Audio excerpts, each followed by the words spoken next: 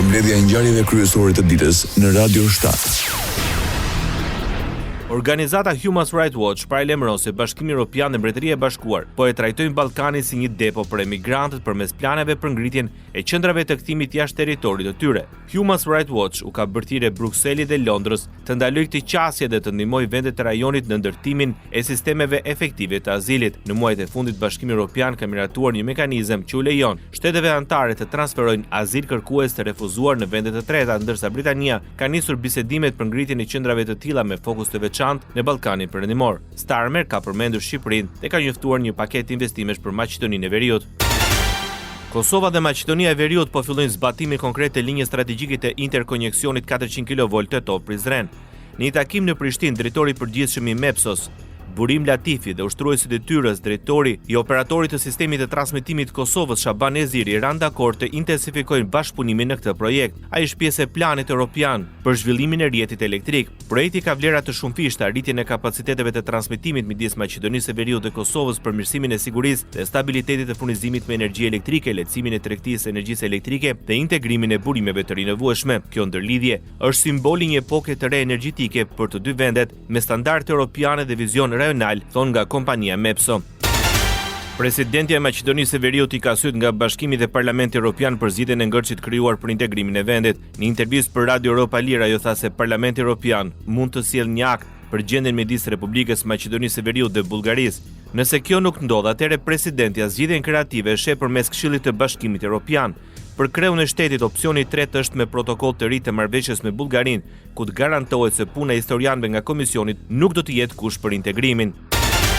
Ish ministri për shoqëri informatike dhe një nga figurat kryesore të Aleancës për shqiptarët në koalicionin Vlen, Azir Aliu, duket se është një nga emrat më të lakuar për postin e ministrit të shëndetësisë. Në një deklaratë për mediat, Aliu nuk mohoi mundësinë, por theksoi se vendimi nuk është marrë ende dhe se gjithçka do të diskutohet në ditët e vijim. Ende nuk kemi biseduar për këtë temë, ditët në vijim do të kemi takime sepse deri tani kemi qenë të fokusuar tek reagimi i qytetarëve ndaj krizës së brendshme në parti. Për ne fjalën e fundit gjithmonë e ka qytetari, u shpreh Aliu, duke lënë të hapur mundësinë për një rikthim në qeveri me një nga portofolet më të ndjeshëm në këtë fazë. Kryeministri Stramit Skolski ndërkohë ka konfirmuar se postet e lënë nga krau Taravarit i mbeten koalicionit Vlen. Arben Fetaj nga Aleanca për shqiptarët në Republikën e Maqedonisë së Veriut vijon të mosnjoh vendimet e kryetarit Taravarit dhe të një pjesë të partisë për largim nga koalicioni i qeverisës. Ai nuk e njeh vendimin e kuvendit të partisë të mbajtur në Kumanov për ta shkarkuar atë me nismën e kryetarit Arben Taravari. Unë e kam një porosi shumë të thjeshtë për kryetarin tim, Arben Taravarin. Unë valigjet i kam marrë për të ardhur nga Belgjika dhe nuk jam duke lëvizur nga këtu. Do qëndrojmë, do e bëjmë betejën për të cilën jemi zotuar, për të cilën si koalicion Vlen kemi fituar 107.000 vota, atyre u urojmë të kthjellën, mos të vazhdojnë me këtë artanizim, afrimin me BDI-n fatkeqësisht i çon në rrugën e artanizimit. Sipas Fetajt, regjimi i vjetër po bën përpjekjet e fundit për të zbehur shpresën për ndryshim.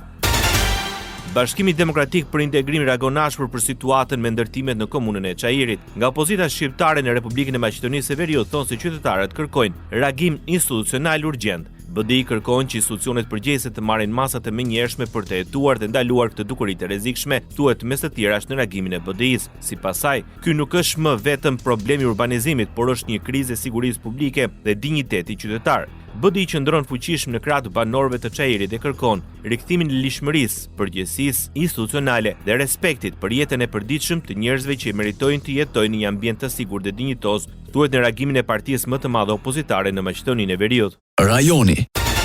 Ka ngesë të qëllimshme nga ana e opozitës e komentoi kryeministri i detyrë i Kosovës Albin Kurti mos konstituimin e kuvendit. Pas pjesëmarrjen në edicionin e 16 të konferencës vjetore shkencore Jave Albanologjisë, që u mbajt në Institutin Albanologjik të Prishtinës, Albin Kurti hodhi poshtë mundësinë për rishikimin e kandidaturës dhe refuzimit të quorumit në votimin e fshehtë. Albulena Xhiu nuk është as në pyetje as në pikpyetje, e përgjigja është votimi i fshehtë për çfarë opozita padrejtësisht dhe me dëm për shtetin e Kosovës, po e pamundson quorumin. Dështoi sërish konstituimi i Kuvendit të Kosovës. Lëvizja Vetëvendosje tentoi sërish krijimin e një komisioni ad hoc për votim të fshehtë. Kryesuesi Avni Dehari kërkoi nga PDK, Lidhja Demokratike e Kosovës, Aleanca për Rdhërinë e Kosovës dhe lista serbe që të bëjnë propozimet e kandidatëve të tyre për komision. Sërish opozita nuk pranoi dhe nuk mori pjesë në votim. Nga 90 deputetët e pranishëm, 53 vota ishin pro, 1 kundër dhe 1 abstenim. Seanca e radhës është lënë për në datën 27 maj në orën 11. Forca më e madhe në pushtet në Kosovë, Vetëvendosje, sërish fajsoi opozitën për bllokimin e seancës për konstituimin e Kuvendit. Deputetja Arbëresha Kryeziu, pas dështimit të 21 merat të seancës konstituive të Kuvendit, akuzoi partitë opozitare për bllokim të qëllimshëm të procesit. Pam veprimin e radhës, absurditetin e radhës të partive opozitare në kuvend, cilat nuk morën fare pjesë në votim, në formimin e komisionit i cili e mundson votimin e fshehtë, një siç kanë bërë dhe për shumë seanca radhazi duke vazhduar blokadën e konstituimit të kuvendit. Ajo deklaroi se partia më e madhe në pushtet është në pritje të argumentimeve që do të vinë nga gjykata kushtetuese mbi lishmërinë e veprimeve për votimin e fshehtë të kuvend.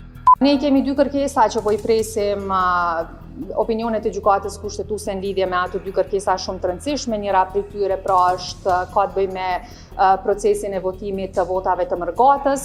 Nuk kemi marrë përgjigje ende, mendojmë që shumë e rëndësishme që të kemi një opinion të gjykatës kushtetuese sa i përket kësaj kërkese që ka dërguar lëvizja Vetëvendosje. Ne nuk jemi në presion si deputet të lëvizjes Vetëvendosje. Tha deputetja Kryeziu nga Vetëvendosje. Partia Demokratike e Kosovës sërish i adreson dështimet shumicës në pushtet. Deputetja Vlora Çetako tha se kjo situatë është e papranueshme për qytetarët e vendit. Fatkeqësisht asgjë të re për të thënë, Kosova dhe institucionet e saj vazhdojnë të mbesin peng i kryenetësisë së kryeministrit në detyrë deputetit Albin Kurti. Ajo i bëri thirrje kryetarit të lëvizjes Vetëvendosje Albin Kurti që të mos vazhdojë bllokadën e krijuar lidhur me konstituimin e kuvendit. Edhe nga kjo konferencë këtu i bëjmë thirrje, i bëjmë ftesë që të reflektoj. Qytetarët e Kosovës nuk kanë votuar për blokadë. Qytetarët e Kosovës kanë votuar për të ndërtuar institucione të reja, të cilat do duhet të ballafaqoheshin me sfidat e qytetarëve tonë. Ishte Vlora Çetaku. Lidhja Demokratike e Kosovës shpreson në arritjen e një marrëveshje politike. Deputeti Lutfia Aziri komentoi mos konstituimin e kuvendit dhe tha se ende beson në arritjen e një marrëveshje politike. Është bosa e numrave, fatkeqësisht kronikë zezë. Për kuvendin jena pa mundësu me ushtu detyrën tonë si përfaqësues popullit, por edhe më tutje jam për atyre që besoj që racionaliteti politik ka me çu, duhet një marrëveshje politike për me kriju shumicë edhe Kosova mund debloku nga kjo marrje politike padrejtësisht. Megjithatë, ai kritikoi mënyrën se si Vetëvendosje po tenton të arrijë një marrëveshje. Ka veprime, por me deputet individualisht. Kjo nuk e bën besueshme një marrëveshje politike. Tani është për mua legjitime që partia e parë me provu që me i bin deputetet më bë pjesë e saj të përfshi transakcione, oferta dhe joshje politike, por nuk krijon stabilitet. Do të me kuptu partia e parë që pa një marrëveshje politike pavarësisht me kënd nuk ka stabilitet edhe nuk ka. Deputeti i Aleancës për Ardhmërinë e Kosovës Time Kadria tha se lëvizja Vetëvendosje po kërkon ndihmë nga Bleni, koalicioni politik shqiptar në Maqedoninë e Veriut, për të siguruar votat në Kuvendin e Kosovës për zgjedhjen e kryeparlamentares. Ka pasur edhe të Duda Bole, sepse janë deklaruar vetë se kanë aktivizuar mjesht edhe nga Bleni atëherë në Maqedoninë e Veriut, sepse në fakt ju kanë bërë, sepse edhe këta ju kanë ndihmuar që të vinë në pushtet. Jo në qëndrimi individuale të deputetëve, se cili deputet vendos individualisht. Ne nuk kemi ndikim as të Adem Hoxha, por nuk kemi ndikim as të Duda Bolje. Ajo është e mendimit se posti kryetarit të kuvendit mund të zgjidhet vetëm përmes një marrëveshje politike ose një koalicioni të gjerë. Kandidatja për parlamentar duhet votohet me ndonjë marrëveshje politike apo me ndonjë koalicion politik që e bën lëvizja Vetëvendosje. Po jo kështu ad hoc, asnjëherë në praktikat parlamentare nuk është votuar kryeparlamentar për partive tjera. Rreth 12.000 trupa ushtarake nga Shtetet e Bashkuara të Amerikës dhe nga vendet aleate, përfshirë Kosovën, janë mbledhur në Ballkan në kuadër të fazës së dytë të stërvitjes Defender 2025. Të udhëhequr nga ushtria amerikane, ushtrimi i quajtur Immediate Response 2025, që zgjat deri më 9 qershor, ka për qëllim të testojë se sa shpejt dhe sa efektshëm mund të dislokohen trupat amerikane në Europë për të mbrojtur krahun lindor të organizatës së Traktatit të Atlantikut të Veriut me aleatët dhe me partnerët. Kosova është një ndër 8 vendet ku zhvillohej stërvitja që sipas Komandës Europiane të Shteteve të Bashkuara synon të përforcojë mbrojtjen kibernetike dhe të tregojë kapacitetet e sigurisë së SBA-s dhe aleatëve. Radio 7, zëri pozitiv i qytetit.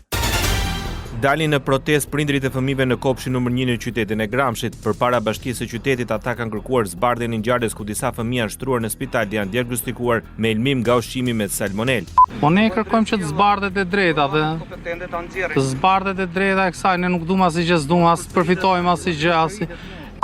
Fëmia ime ka qenë martën që është infektuar, fal mjekës që na dha ilaçin dhe është mjekuar, tani është disi më mirë, po prapë dhimbjet vazhdojnë, ka rënë temperatura, po dhimbjet e barkut vazhdojnë akoma dhe nuk e dim sa do sjasin. Po, është i konfirmuar me salmonelën. Unë njoftimin e mora nga edukatorja e kopshtit të Hanën, i cili fëmia ime shfaqet temperaturë, dhe sot po bëjmë 8 ditë, i cili vazhdon me dhimbje barku, stomaku, diare. Ndërsa nuk kanë munguar dhe pretendimet për përpjekje për intimidim të tyre. Njerëzit e thjeshtë edhe familjarët që kanë fëmijët aty, por me sa shoh unë këtu kam frikë se më ikin nga një vend pune, por para fëmijës mua nuk më intereson asgjë fare.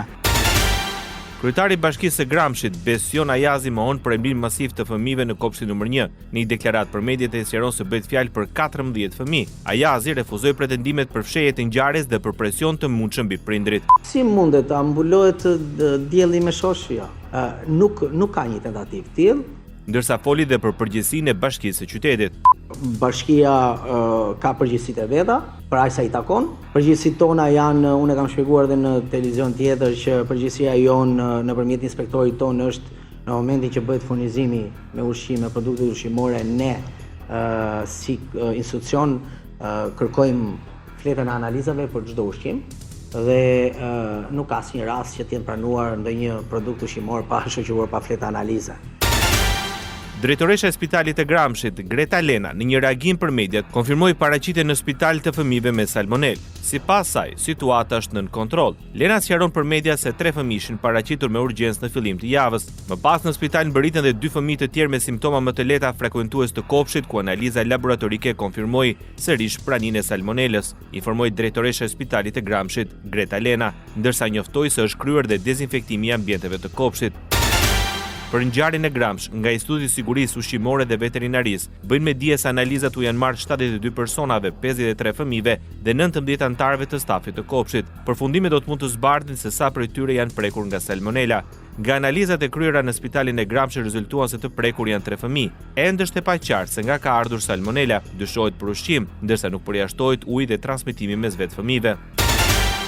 Prokuroria e Elbasanit fillon hetimet mbi dyshimet për elmim të fëmijëve në kopshtin shtetëror numër 1 në Gramsh. Policia e Elbasanit njoftoi se dorëzoi çështjen në prokurori, ndërsa thotë se pasi u njoftua nga rrjetet sociale për ngjarjen, sekuestroi kartela klinike të 6 fëmijëve që ushtruan në spitalin e Gramshit. Fëmijët e moshës 3 deri në 6 vjeç ka rezultuar se janë të prekur nga salmonela. Krahas asaj thuhet se është bërë dhe verifikimi i produkteve ushqimore të mbetura në kuzhinën e këtij kopshti. Të gjitha veprimet janë kryer në drejtimin e prokurorisë së jurisdiksionit të përgjithshëm të Elbasanit, thuhet njoftimin e policisë së shtetit. Ndoqët edicionin informativ të lajmeve në Radio 7, zëri pozitiv i qytetit.